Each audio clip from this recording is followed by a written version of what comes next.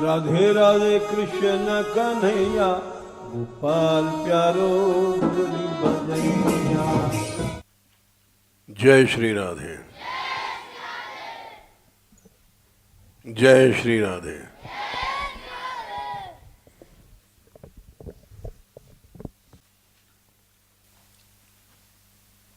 अनन्यता और संकीर्णता का बहुत दिन से प्रसंग चल रहा है।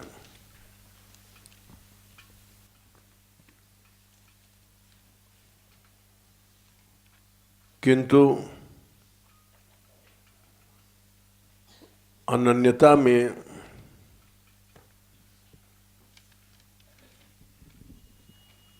ये सावधानी जरूर रखनी चाहिए कि दैन्य न नष्ट हो जाए।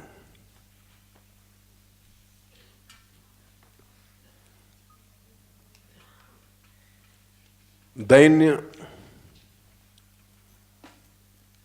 प्रारंभ से लेकर के भक्ति की पराकाष्ठा तक साथ जाता है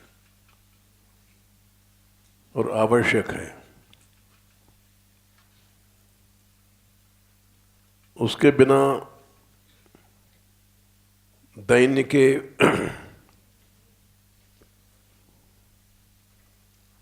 प्रेम में भी मद उत्पन्न हो जाता है।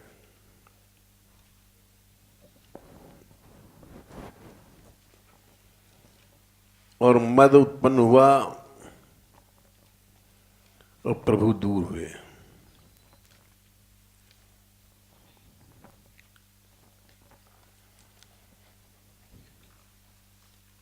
गोपियों को मद उत्पन्न हुआ था, प्रभु छोड़ गए।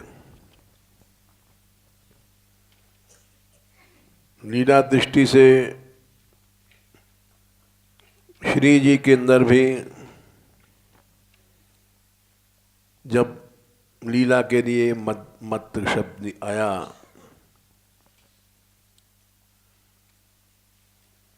तो अंतर्धान हो गए।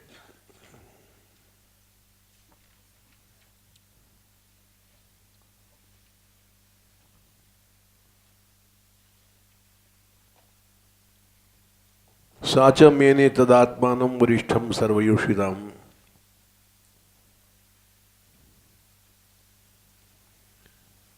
जब श्री जी को लेकर के ठाकुर जी अकेले चले थे तब ये लीला भई है।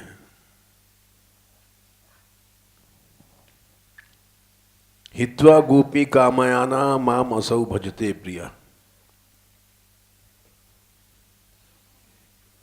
ये अध्याय 30 में दशम स्कंद में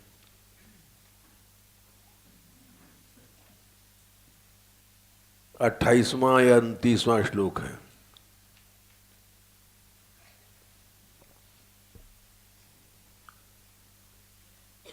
हैं 37 है। श्री जी ने सोचा, ये लीला किया कि अन्य सभी गोपियों को छोड़ करके हित्वा गोपी कामयाना,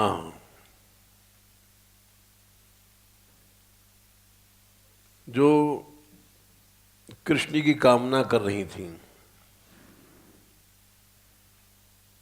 माम असौ भजते प्रिया, ये अकेले मेरा ही सेवन कर रहे हैं।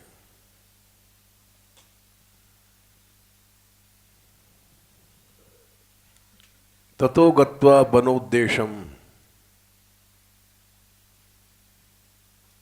फिर एकांत में जाकर के बोली, दृप्ता,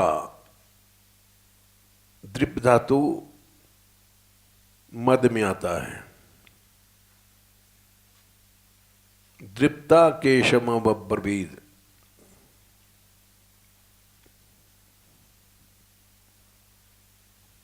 क्या बोली, न पारये हम चलितुम मैं माम यत्र ते मना। हम चल नहीं सकती हैं,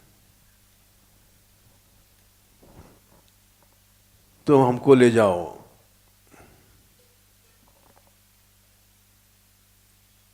नय माम यत्र ते मन, जहां तुम्हारी इच्छा है ले जाओ।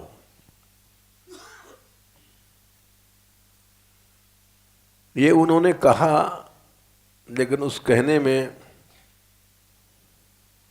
दृप्ता माने कुछ मद का अंश था।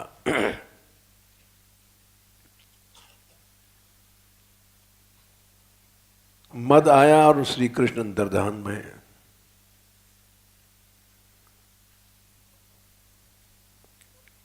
एवं उक्ता प्रियाम आह, प्रिया माने राधा रानी से बोले,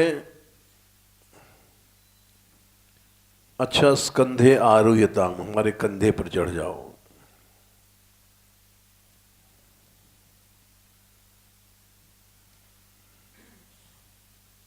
और जैसे उन्होंने प्रयत्न किया, उसी समय ततश्चांतर्दधे कृष्ण वहां से अंतर्धान हो गए।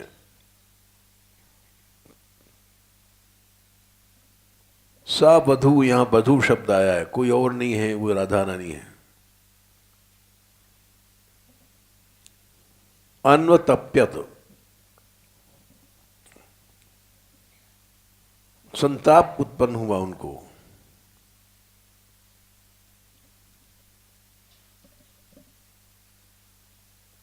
और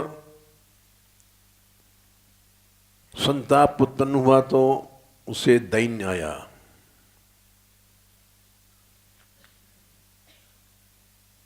वो बोली, हा नाथ रमण प्रेष्ठ, क्वासी क्वासी महाभुज,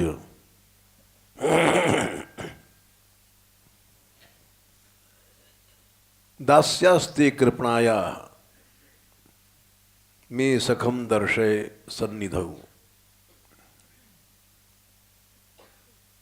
दासी अस्मि, हम तुम्हारी दासी हैं।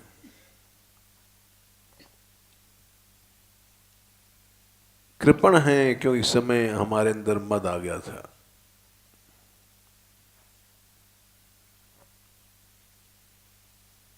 सखे दर्शय सन्निधिम, अपना सानिध्य हमको दिखाओ या दो।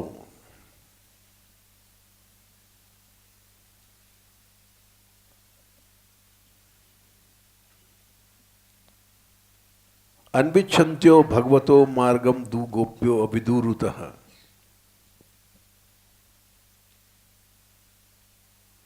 गोपियां ढूंढ रही थी कृष्ण को और राधा रानी को।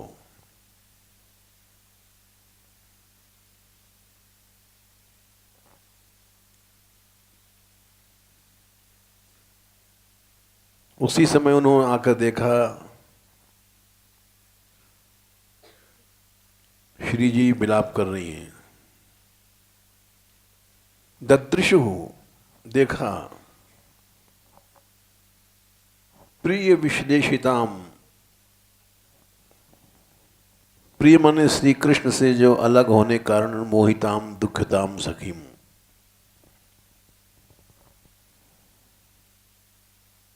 जो दुख से मोहित हो रही हैं।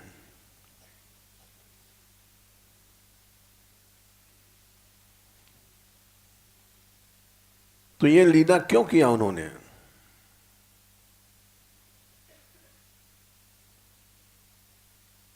ये जानबूझ के किया उन्होंने।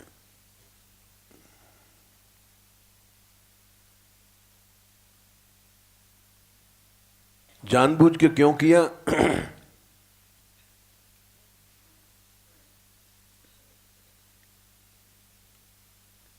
क्योंकि जहां जहां तासाम तद सौभगमदम वीक्षमानम च केशव, पहले भी गोपियों को छोड़ के गए थे।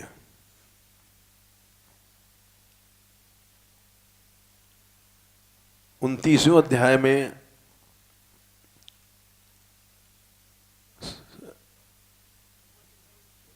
48 या 49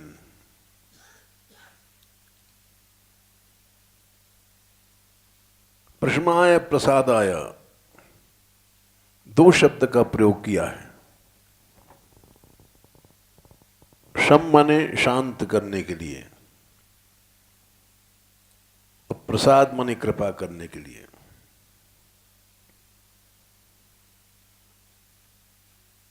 मद किसका? मद शांत करने के लिए,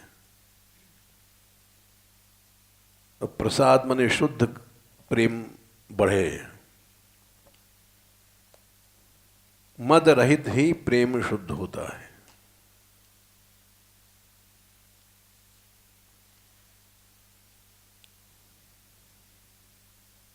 वहां से श्री कृष्ण गायब हो गए।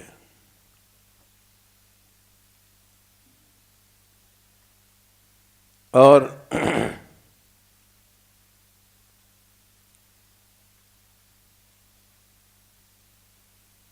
इसलिए नहीं गायब है कि वो मदजन्य अंतर्धान नहीं है। श्री कृष्ण में कभी मद नहीं होता है।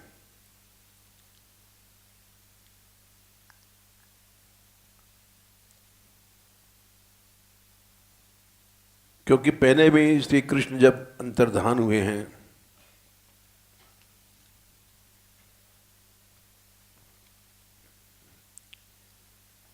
तो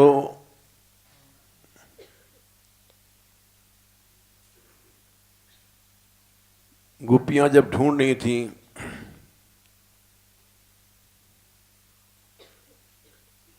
तो ये लीला पहले कर चुके हैं।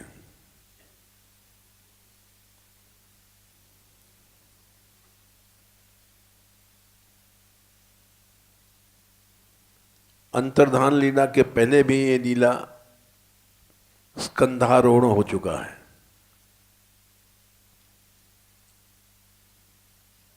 श्री कृष्ण पहले भी श्री जी को कंधे पर बिठा करके ले आए थे।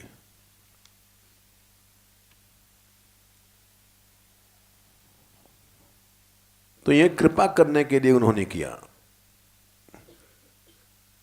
एक होता है अपमान में, तिरस्कार में गायब होना।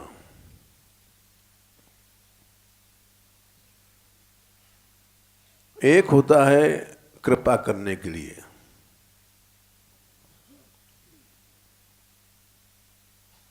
दोनों में अंतर है।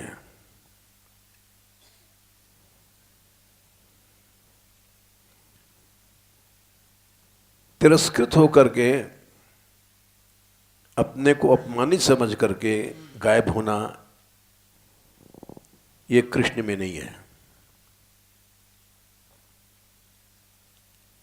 ये मद है।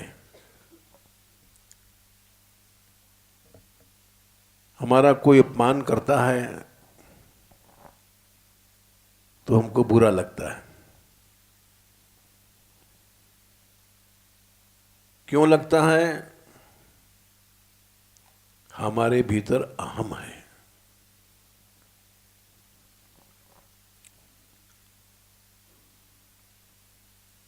गेंद फेंको, दीवार से टकरा करके लौट आएगी। दीवार नहीं है तो गेंद उड़ती चली जाएगी।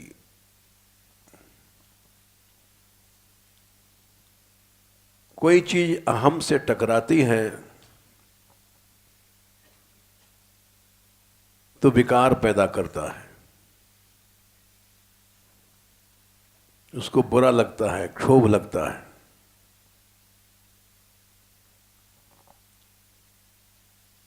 इसके माने उसके अंदर अहम है।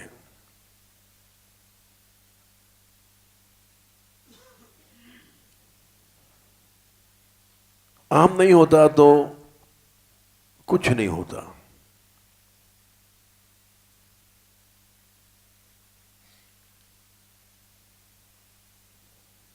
जड़ भरत के प्रसंग में 5वें स्कंद में नविक्रिया विश्वसुर सखस्य, शायद 10वां 11वां अध्याय होगा,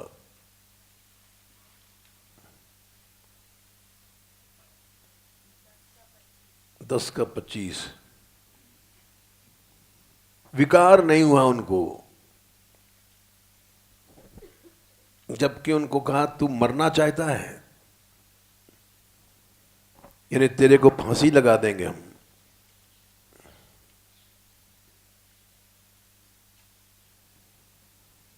इसको सुनकर के कोई न भय हुआ, न क्षोभ हुआ, न डर हुआ। ये सब अहम के विकार हैं।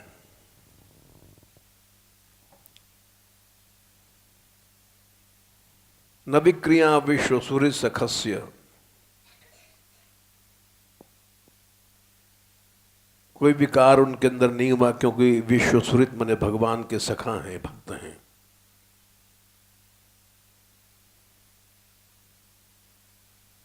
भगवान के सखा हैं, इसकी पहचान क्या है? वीताभिमतेश,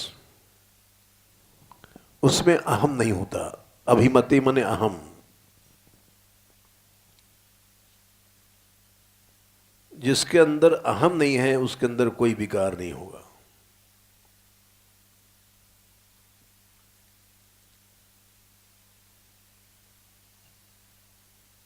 तो वो कह रहे हैं ओहो, ये तो बड़ा ऊंचा महापुरुष। न विक्रिया विश्व सूर्य सखस्य साम्येन वीताभिमतेस्तवापि, सदा एक सी बुद्धि रहती है, इनको गुस्सा वुस्सा नहीं आता, डर वर नहीं लगता।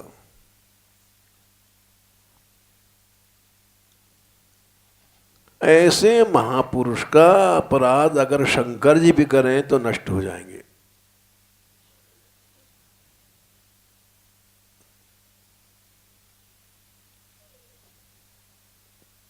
और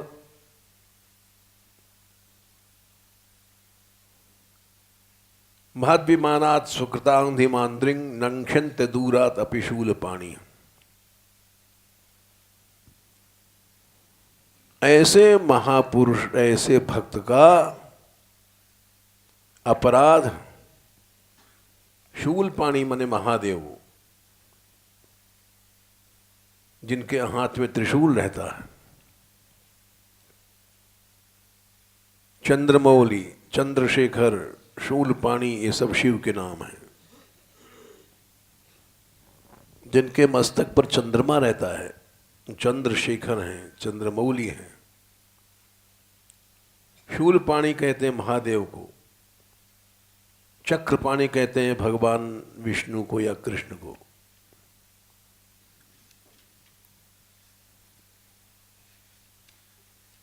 इसीलिए मुनि की क्षमा शापते भारी, अपने किए ही जाएं अपकारी।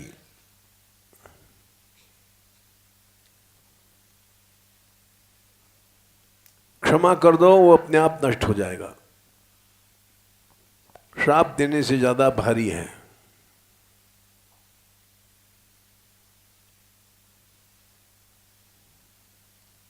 ये एक अनुभूत बात है, केवल पढ़ी भई बात नहीं है।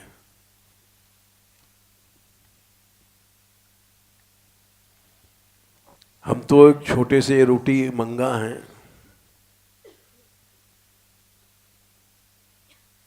रोटी मांग के पेट भरने वाले हैं।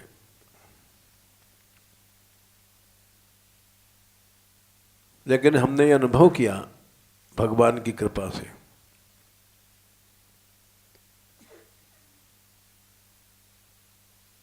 किसी समय सारा समाज विरोधी था, गांव के गांव विरोधी थे। किसी समय 11 गांव की पंचायत भई थी हमारे खिलाफ।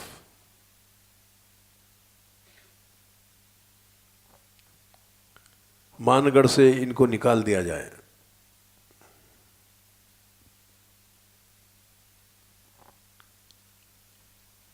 संसार में कोई सहायक नहीं था।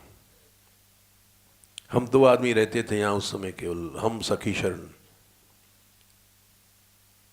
जो बेचारे मर गए हैं। उन्होंने बड़ी सेवा किया था।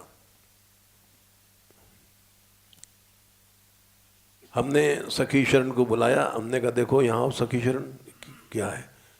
एक लंबी सी ताली थी यहाँ, टूटा सा दरवाजा, उसमें ताला था, लंबी ताली का। हमने कहा देखो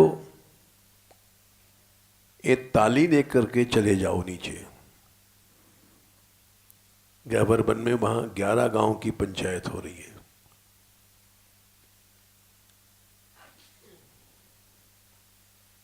और वहां इस ताली को तुम दे देना,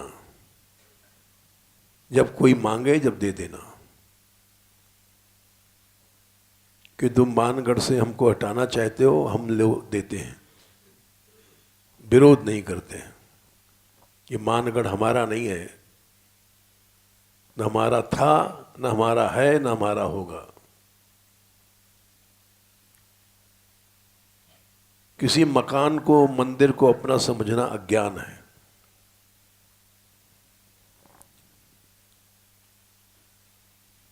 ये गए वहां ताली लेकर के, कुंड के ऊपर पंचायत चल रही थी,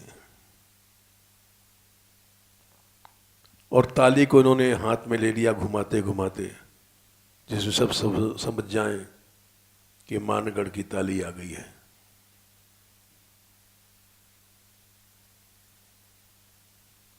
बहुत देर तक घुमाते रहे ताली, लेकिन किसी ने ताली नहीं मांगी।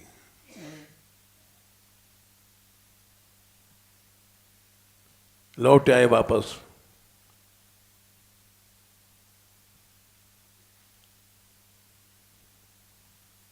उसके बाद विरोधियों ने मथुरा गए सिखों से कहा, यहां तुम्हारा ये मान मंदिर है,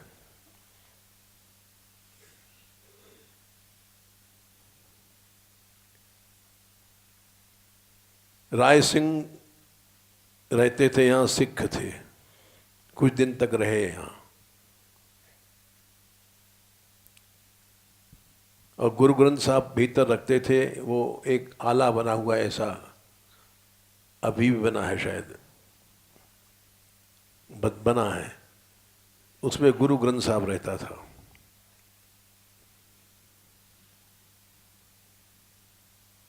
तो उसने पहचान बताई कि वहां गुरु ग्रंथ साहब का आला है। जैसे अमृतसर में ऐसे बिल्डिंग है, वैसे ही आला भीतर है। तुम लोग जाओ और अपना कब्जा करो उस पर।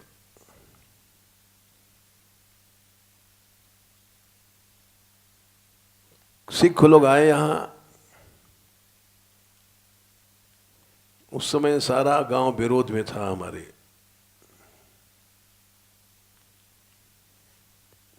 और कई सरदार लोग आए, बोले हम यहां रहेंगे, ये मंदिर हमारा है।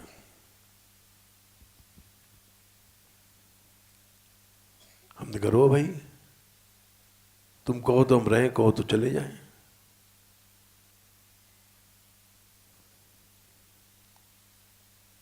बड़ी सरलता से उत्तर दिया हमने। उनको आशा भी नहीं थी कि ऐसा उत्तर मिलेगा। इस मंदिर में जो इतने दिन से रह रहा है, वो तुरंत दे देगा मालिकियत। बोले अच्छा आप भी रहो, हम भी रहेंगे। हमने रहो। वो 2-3 दिन रहे बेचारे, और दिनचर्या देखते रहे। यहां कीर्तन तो चलता ही है। कीर्तन के पीछे लड़ाई थी, सब बच्चे यहाँ रहते थे। बच्चों के घर वालों ने संगठित होकर के प्रयास किया था, बच्चे रुकते नहीं थे। रात के 2-2 बजे तक कीर्तन होता था।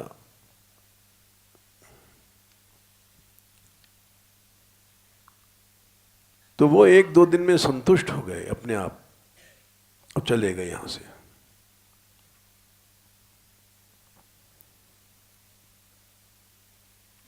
आए थे मंदिर लेने के लिए।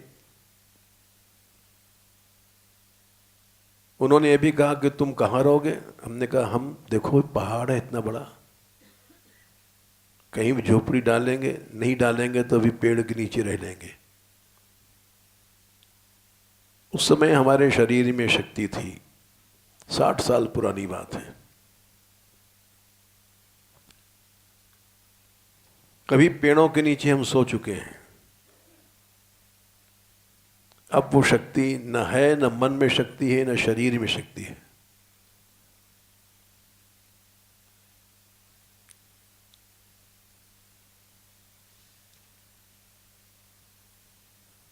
तो इसलिए 11 गांव की पंचायत जो थी, देखा उन्होंने ताली लेकर के सखीशन घूम रहे हैं, किसी ने ताली नहीं मांगी, चले आए ताली लेकर के।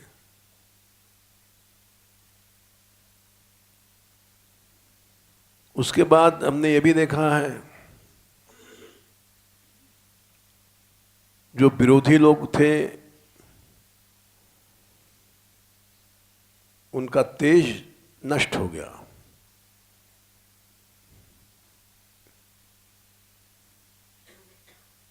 बड़े बड़े उसमें सम्मिलित थे।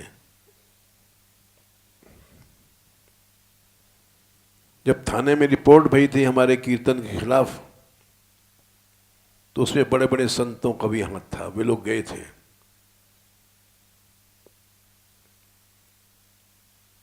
कि ये हल्ला करते हैं, ताशा बजाते हैं।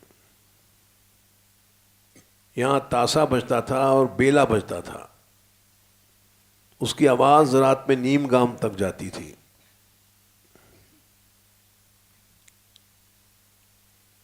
पचासों लड़के थे, कई कई बेला बज रहे हैं ऊपर, कई कई ताशे बज रहे हैं। ऐसा हल्ला होता था कि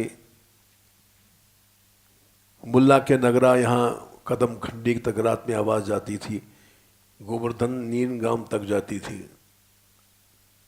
क्योंकि रात में होता था 12 बजे। और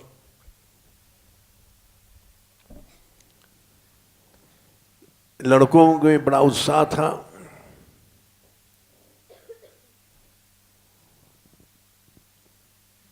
क्योंकि उस जमाने में यहाँ अखाड़ा भी था, कुश्ती भी होती थी, अस्त्र शस्त्र विद्या भी सिखाते थे हम। विशुद्ध भक्ति का वातावरण नहीं था, शूरवीरों का सा था। और जहां देखते थे कोई ऊंट वाला आया है, डभारा वाला या ऊंचे गांव वाला, लकड़ी काटने वाला, बरसाने की तमाम चमारी ने, तो पीटने लग जाते थे लोग, बच्चे।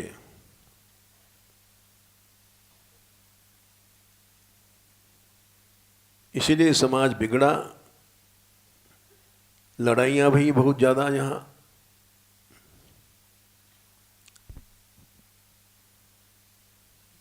यहां तक कि फिर लेकिन हमने किसी से बदला नहीं लिया।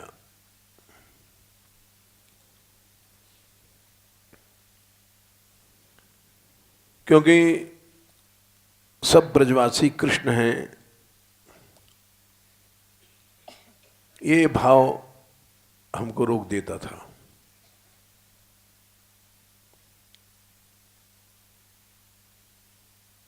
और इसी कारण से हम यहां रह पाए। डाकू आते थे रात में कि मार जाएंगे तो कोई हर्ज नहीं, ब्रजवासी हैं। प्रतिकार नहीं किया किसी का। पंचायतें भी खाने में रिपोर्ट भय, न किसी को सफाई दिया, न प्रतिकार किया।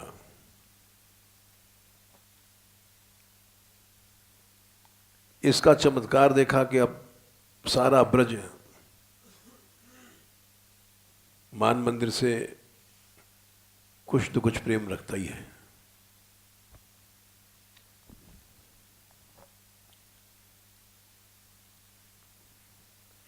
प्रतिकार तभी होता है जब हमारे मन में अहम होता है। हर्ष, शोक, भय, क्रोध, लोभ, मोह, स्पृहादय अहंकारस्य दृश्यन्ते जन्म मृत्युश्च नात्मनः। ये 11वें स्कंद में शायद 28वां अध्याय के हो आसपास श्लोक है। हर्ष किसको होता है? अहम को। हंसता कौन है? अहम। शोक रोता कौन है? अहम। भय डरता कौन है? अहम है। 18, 28, 15 है। 11, 28, 15। क्रोध कौन करता है? अहम। लोभ कौन करता है? अहम। मोह कहां होता है? अहम में। इच्छाएं कहां पैदा होती? स्पृहा, अहम में। जन्म किसका होता है? अहम का। मृत्यु किसकी होती है? अहम की।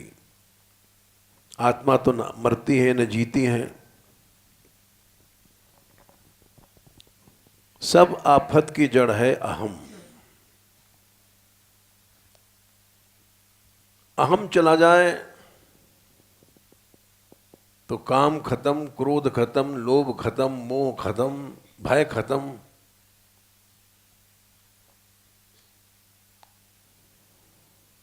सच्चा दैन्य वही है, निर्हम भाव।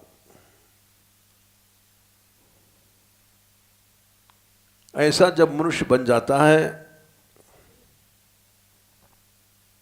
तो उसका अपराध अगर शंकर भगवान भी करेंगे तो नष्ट हो जाएंगे।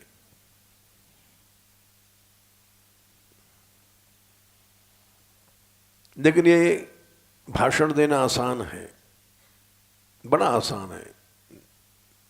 दीन बनो, निरहम बनो, कह दिया मुंह से। और अहम की बीमारी अनादिकाल से लगी है, ये खत्म नहीं होती है।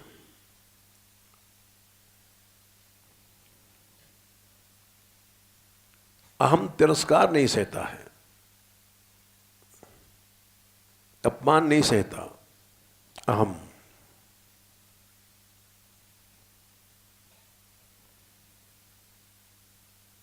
क्योंकि स्वभावतः कठोर है। अहम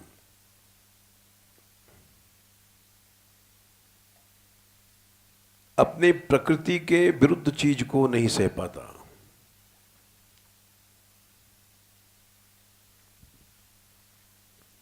अहम से अहम टकराएगा।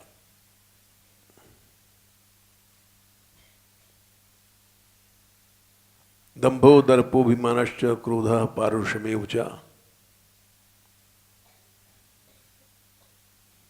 अज्ञानम चाभिजता जातस्य पार्थ संपदमासुरीम। 16/4। अहम से ही दिखावा पद आता है। दंभ माने दिखावापन।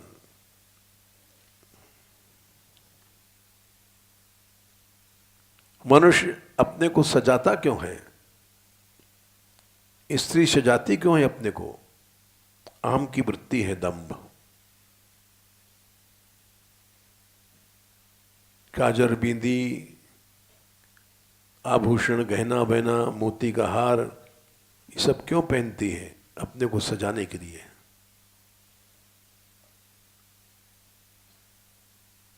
दंभ अहंकार को बढ़ाने का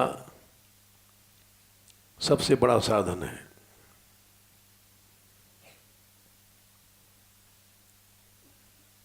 दंभ आदमी क्यों करता है?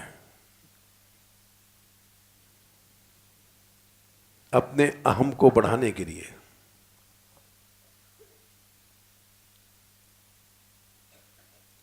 हर क्रिया में अहम घुसा हुआ है। माला फेरते हैं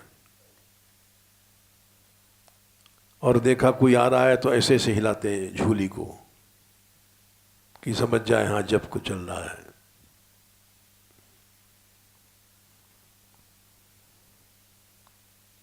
कीर्तन करते हैं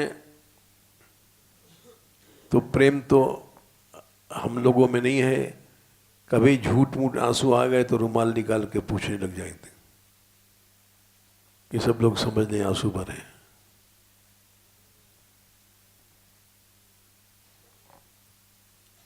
दिखावा जहां है वहां अहम है।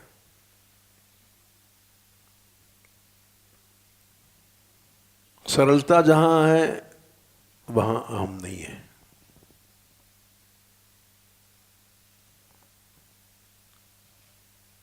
कोई आदमी सेवा करता है, महाराज हमने 10,000 की सेवा किया, कह क्यों रहा है? वो नहीं कह रहा है, अहम कहवा रहा है। इनको पता पड़ जाए हमने 10,000 रुपए दिए।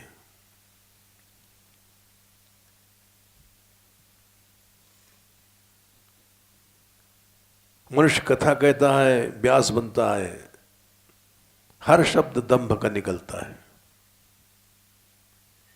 मैंने तुम लोगों को समझाया था, कल समझाया था, एक एक शब्दों में अहम घुसा रहता है।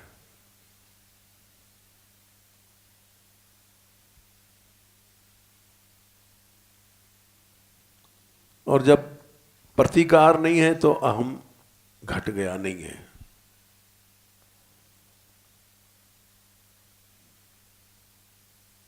क्षमा बड़े न को चाहिए, छोटे न को उत्पात,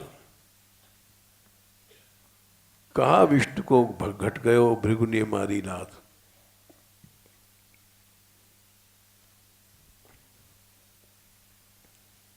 भगवान लेटे थे,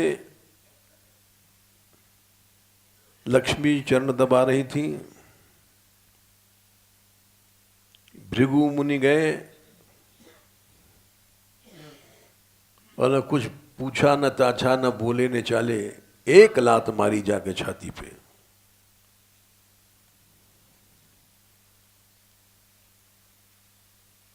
भगवान के अंदर कोई प्रतिक्रिया नहीं और उल्टा दैन्य बढ़ा उनका।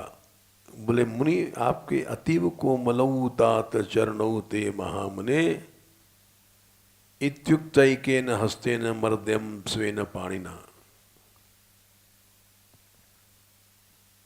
अपने हाथ से उनके चरण दबाने लग गए। आपके चरण कोमल हैं, हमारी छाती कठोर है।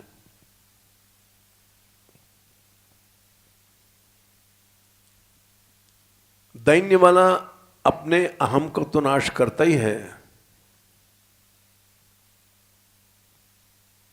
दूसरे का भी अहम नष्ट कर देता है अपने दैन्य से।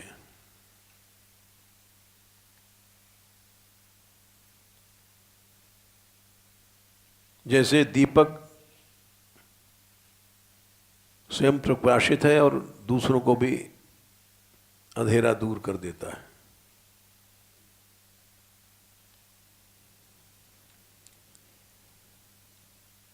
दैन्य वाले का आचरण ऐसा होता है कि कठोर व्यक्ति भी आकर के दीन बन जाएगा। दमा दैन्य ऐसी शक्ति है, क्षमा खड्गः करे यस्य दुर्जनः किम करिष्यति। उसका दुष्ट लोग कुछ नहीं कर सकते, उसी को संत कहा गया है।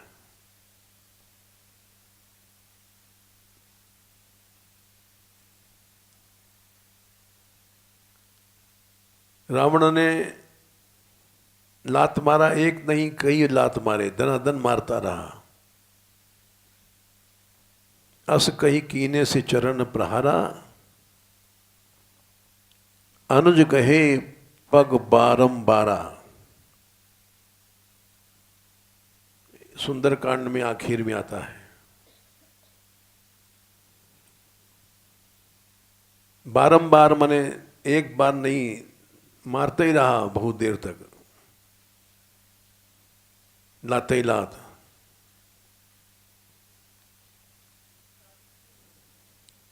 इकतालीस सुंदरकांड। और प्रतिकार क्या हुआ? उसकी प्रतिज्ञा क्या हुई? विभीषण रोए नहीं, लड़े नहीं, उदास नहीं भये, खुश हुए। तुम पितु सरिस भले मोहि मारा, तुमने अच्छा किया, हमको मारा, पिता के समान हो, मार लिया तो कोई बात नहीं। लेकिन फिर भी कहूंगा कि राम भजे हित नाथ तुम्हारा।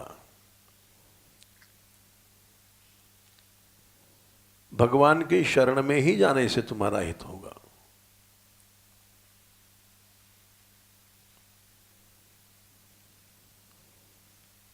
ये महादेव जी कैलाश पर बैठे बैठे सुना रहे हैं और देख रहे हैं वहां से कि रावण दनादन मार रहा है लात, और विभीषण पिट रहे हैं, और फिर भी कह रहे हैं प्रभु के शरण में जाओ।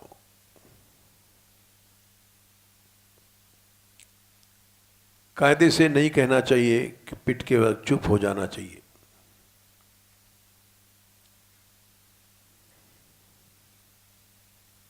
लेकिन जैसे हरदास ठाकुर थे,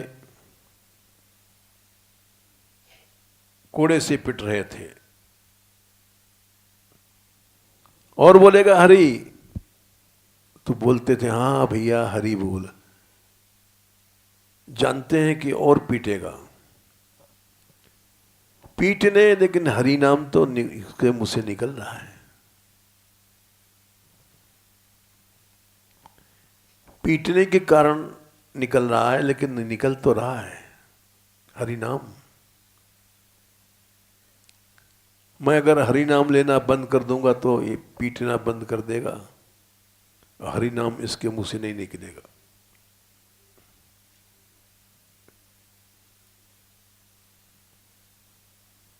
इसलिए बार बार पिट रहे हैं, किसी बहाने से इसके मुंह से हरि नाम निकले, भले हमारी जान जाए तो चली जाए।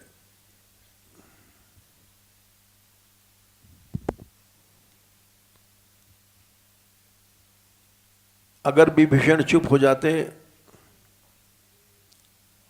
तो सैकड़ों नाथ न पड़ते उनके ऊपर। बारंबार शब्द का जो प्रक्रिया है,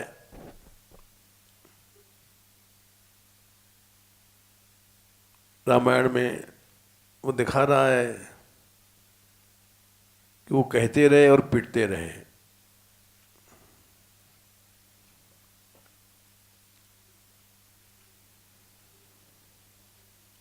इस बात को लोहा मान लिया महादेव जी ने।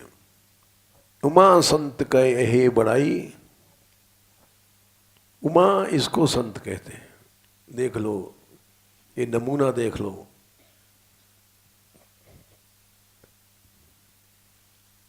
मंद करत कई करत भलाई, अपना भलाईपन का स्वभाव नहीं छोड़ता है।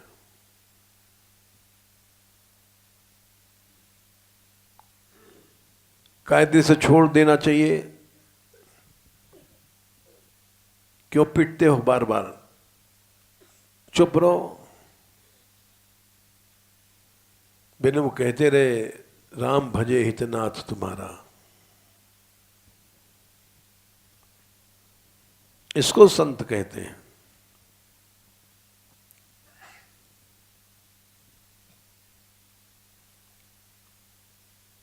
खाली हमने कपड़े बदल लिए, इसको संत नहीं कहते हैं।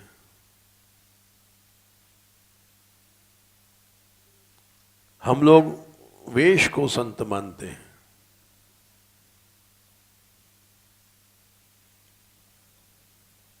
जबकि साधुता का और वेश का कोई संबंध नहीं है।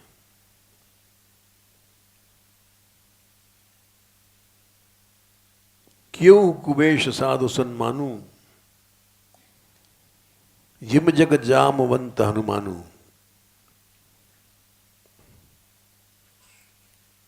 जामवंत भालू हैं, हनुमान बंदर हैं। ये भालू बंदर क्या सम्मान के लिए योग्य हैं?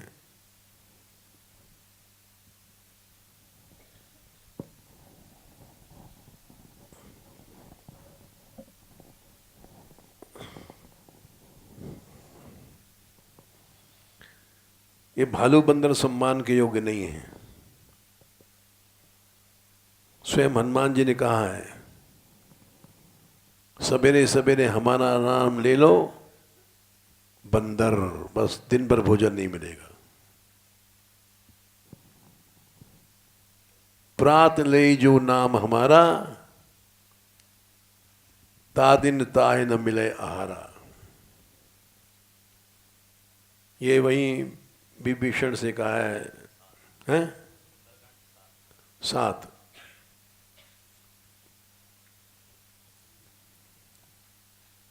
इसको कहते हैं भक्त, इसको कहते हैं संत। और हम लोग जैसे, किसी ने कहा तू मूर्ख है, अरे मैं मूर्ख हूं? तू मूर्ख है, तेरा बाप मूर्ख है, मैं मूर्ख कैसे हो जाऊंगा?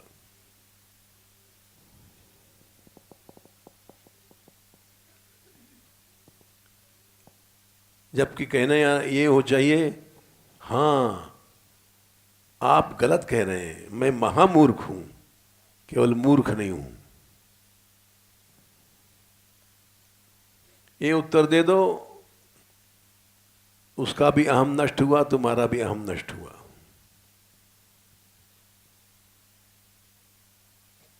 संत बन गए सच्चे।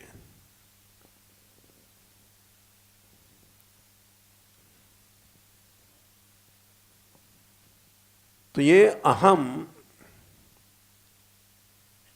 कहीं भी रहता है, मद उत्पन्न कर देता है।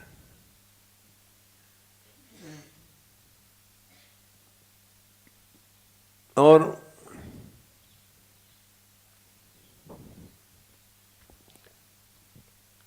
श्री कृष्ण अंतर्धान भय तासाम तद सौभगमतम वीक्षमानम च केशव। क्यों अंतर्धान भय? उसका अहम का मद शांत हो जाए और कृपा करने के लिए शुद्ध प्रेम प्राप्त हो जाए। 2 शब्द हैं, प्रशमाय और प्रसादाय। भक्त में जो दैन्य होता है वह ऐसा होता है कि दूसरे का अहम शांत कर देता है, दूसरे का मद शांत कर देता है।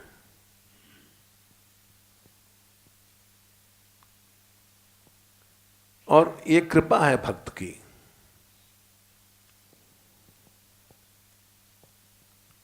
ये नहीं कि किसी ने कहा मूर्ख है तो उसको 2 झापड़ मारो।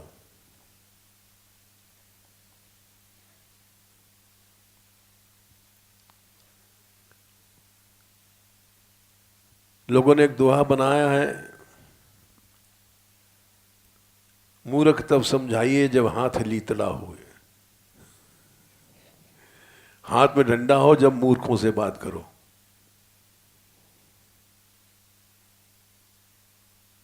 ये हाथ लीतड़ा हो, ये तो मूर्खों काम है।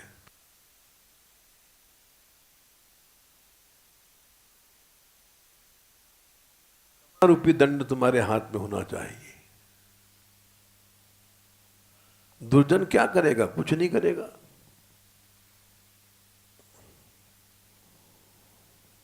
दुर्जना किम करिष्यति, उसका क्रोध वो ठंडा हो जाएगा थोड़ी देर में।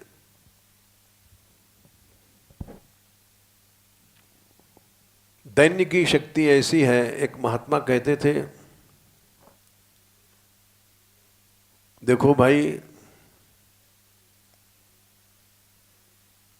दांत, मुंह में दांत है और मुंह में जीभ है। दांत कठोर वस्तु है और जीभ मुलायम वस्तु है। भोजन कर रहे हैं, कभी कभी दांत से जीभ दब जाती है, कट जाती है।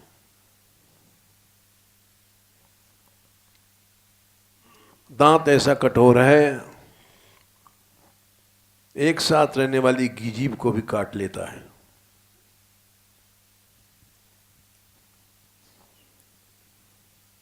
कठोर व्यक्ति किसी को नहीं छोड़ता।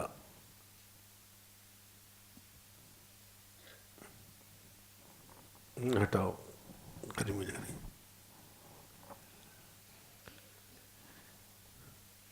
और जीभ कभी भी प्रतिकार नहीं करती है, बदला नहीं लेती कि दांत ने काट लिया, मैं भोजन नहीं पहुंचाऊंगी इसकी। जीभ के ही द्वारा भोजन भीतर जाता है, खाता है, रस बनता है जब दांत में शक्ति आती है। जीभ बदला नहीं लेती है और दांत के नीचे जो आएगा वो कुचल देगा।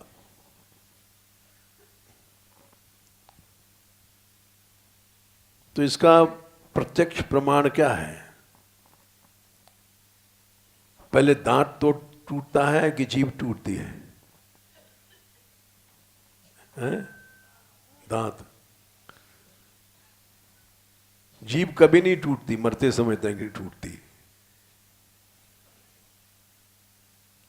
और दांत तो सभी गिर जाते हैं आखिर समय, बुढ़ापे में। नकली दांत लगा लो, वो भी नकली नकली है।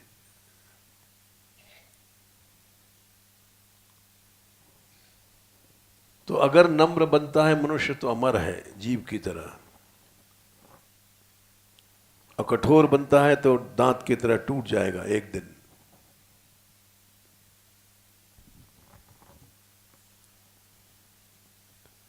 सनातन धर्म अहिंसा सिखाता है।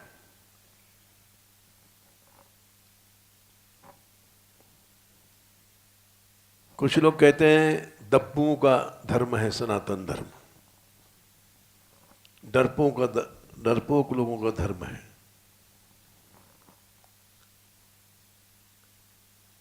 नहीं, इसमें नम्रता है, इसलिए ये अमर है, सनातन है, कभी नष्ट नहीं हुआ। ना नष्ट हुआ, न होगा। कुछ लोग डरते हैं कि अब हिंदू नहीं रह जाएंगे, संसार में मुसलमान बढ़ जाएंगे।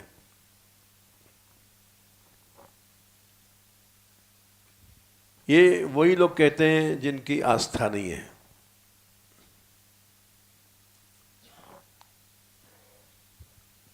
जो चीज सनातन है,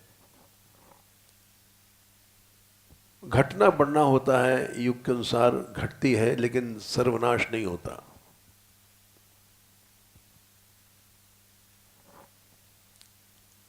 दुनिया में जितने देश हैं, वर्ल्ड हिस्ट्री पढ़ो। हम तो मूर्ख थे, ये सब प्रपंच किए हैं। वर्ल्ड हिस्ट्री भी पढ़ी है थोड़ी बहुत। विश्व का कोई भी देश ऐसा नहीं कि जो कभी न कभी गुलाम न रहा हो। चाहे अमेरिका है, चाहे रूस है, चाहे चाइना है, जो आज बड़े बड़े तोप बन रहे हैं, ये भी किसी समय गुलामी की जंजीरों में रहे। चाहे थोड़े दिन रहे, कम रहे, संसार में सबसे ज्यादा गुलाम रहा भारतवर्ष।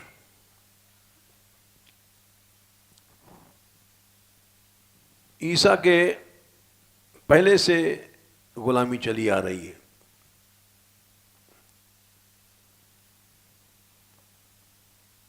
ईसा से 300 साल पहले चंद्रगुप्त मौर्य हुआ था।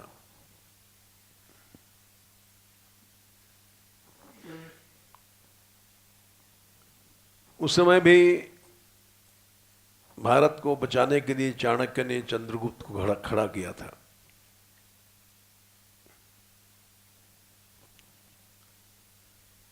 उससे बहुत पहले से गुलामी चली आ रही है। शक, हूण, कुषाण, ये सब विदेशी जातियां थी।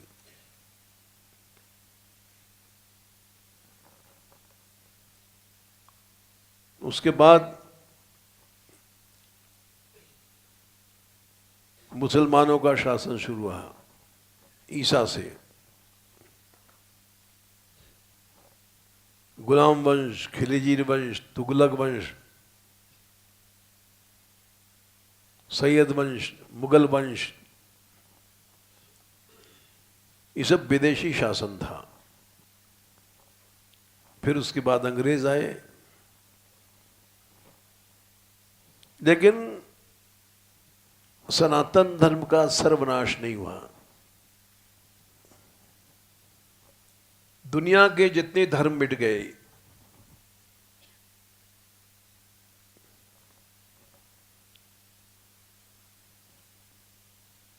ईरान, रोक, तुर्क सब मिट गए जहां थे। कुछ बात है कि हस्ती मिटती नहीं हमारी। उसका मूल कारण है कि इसमें अहिंसा है।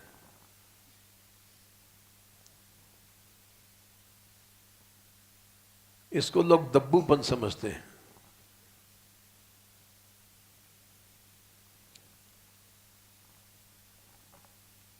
ये कितना भी कोई संसार बढ़ जाए, रावण हुए, हिरण्यकश्यप भय,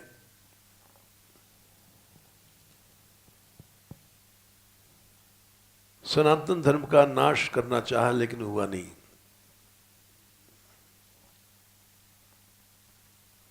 वैसे ही आस्था रहित लोग शंका करते हैं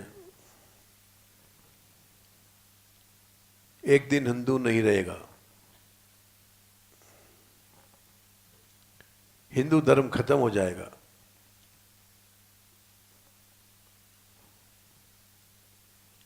कभी नहीं खत्म हो सकता है, सनातन धर्म है।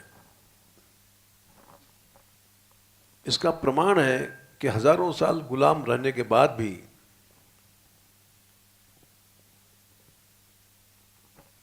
ये धर्म चल रहा है।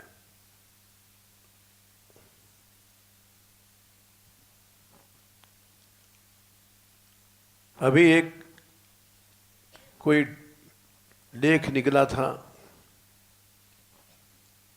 किसी विद्वान का, हर धर्म में फूट है, चाहे ईसाई है चाहे मुस्लिम है। उसका डेटा भी था। वो हमको इस दूसरे खंड में देना है। रोज सोचते हैं दे देंगे मुरली को, रोज भूल जाते हैं। क्योंकि ये इसलिए देना है कि सांप्रदायिक भेद यहां रहते हुए भी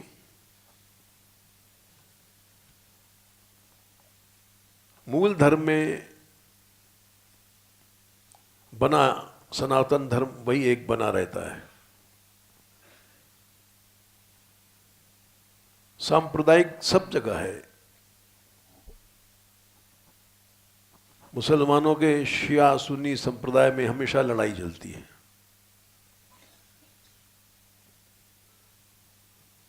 अंग्रेजों में कैथोलिक प्रोटेस्टेंट में हमेशा झगड़ा चलता है। हमारे यहाँ तो फिर भी शांति है। हिंदू शैव वैष्णव मंदिर में जाएगा, वैष्णव शैव मंदिर में जाएगा। वहाँ तो ऐसा है कि शिया मस्जिद में नहीं घुसेगा सुन्नी के, और सुन्नी शिया की मस्जिद में नहीं घुसेगा। जितने फूट वहाँ हैं बाहर, उतना यहाँ नहीं है।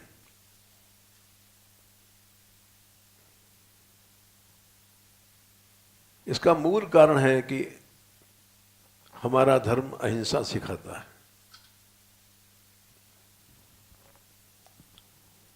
इसलिए इस धर्म में उतना अहम नहीं है जितना और है।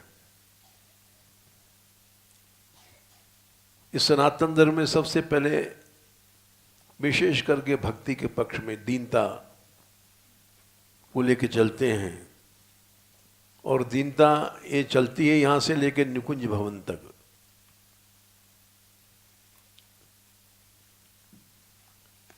स्वयं भगवान भी इतना दीन है कि जब गोपियां ढूंढ रही थी, न लक्ष्यन्ते पदान्यत्र तस्याक्षु नूनम तृणांकुरम तृणांकुरैः, ये रास पंचाध्यायी 30वां अध्याय शायद 31वां श्लोक होगा, है 30 का 31 होगा। यहां से कृष्ण के चरण दिखाई नहीं पड़ रहे हैं उस गोपी के। यानी श्री जी को लेके गए थे, खिद्यत सुतांग जुदा सुजातांग घृतलाम उन्निन्ये प्रेयसीम प्रिया। क्यों? कि यहां से एक कंधे पर उठा करके ले गए। ये क्या है? दैन्य है। जब गायब है कृष्ण तो इसलिए नहीं गायब भय थे कि वो उनका तिरस्कार हुआ। उनके गायब होने में भी प्रशम है, प्रसाद है, कृपा है।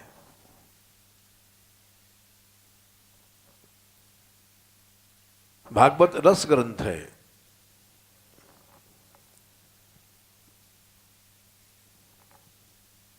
क्योंकि शुद्ध प्रेम सिखाता है भागवत।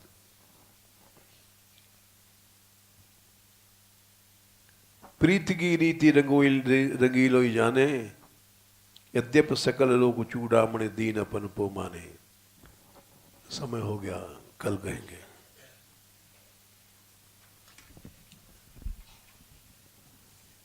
जय श्री राधे, जय श्री राधे।